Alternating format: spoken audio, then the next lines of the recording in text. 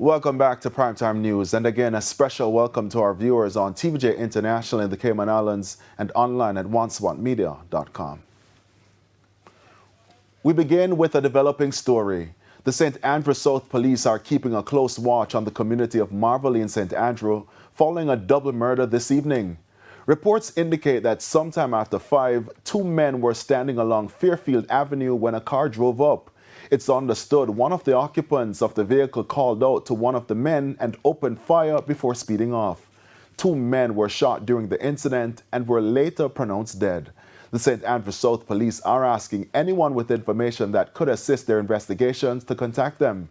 Now, we will continue to track this story and will provide more details in subsequent newscasts.